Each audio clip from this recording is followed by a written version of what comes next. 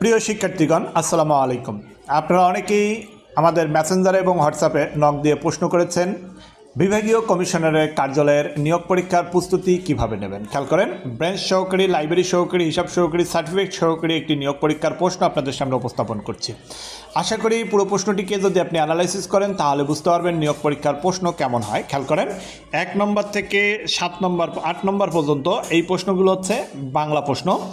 9 নম্বর থেকে শুরু করে 16 নম্বর পর্যন্ত এই প্রশ্নগুলো নিশ্চয়ই দেখতে পাচ্ছেন ইংরেজি প্রশ্ন। 17 নম্বর থেকে শুরু করে 21 নম্বর পর্যন্ত এই প্রশ্নগুলো হচ্ছে গণিত প্রশ্ন, এবং 22 নম্বর থেকে শুরু করে বাকি প্রশ্নগুলো হচ্ছে কি প্রশ্ন, বাকি প্রশ্নগুলো হচ্ছে সাধারণ জ্ঞানের প্রশ্ন। এই হচ্ছে আপনার জন্য বিভাগীয় কমিশনারের কার্যালয়ের নিয়োগ পরীক্ষার প্রশ্ন। অর্থাৎ এখানে ব্রাঞ্চ সহকারী, লাইব্রেরি সহকারী, হিসাব সহকারী, সার্টিফিকেট সহকারী, আদার্স অন্যান্য নিয়োগ পরীক্ষা ঠিক একই ধরনের সিলেবাস। তাহলে আমরা নিয়োগ পরীক্ষার এই প্রশ্নটিকে দেখলে যেটি বুঝতে পারি সেটি হচ্ছে আমাদের নিয়োগ পরীক্ষার প্রস্তুতিগুলো একই। বিভাগীয় কমিশনের কার্যালয়ের বা জেলা প্রশাসকের কার্যালয় অথবা সিটি কর্পোরেশনের কার্যালয় অথবা সচিবালয়ের নিয়োগ পরীক্ষাগুলোর সিলেবাস এক। তাই আলাদা আলাদা বই না পড়ে আসুন শুধু নিউমেরিক জব প্রিপারেশন বইটি পরিপূর্ণরূপে পড়ার মাধ্যমে নিজেকে প্রস্তুত করে তুলি নিয়োগ পরীক্ষার জন্য।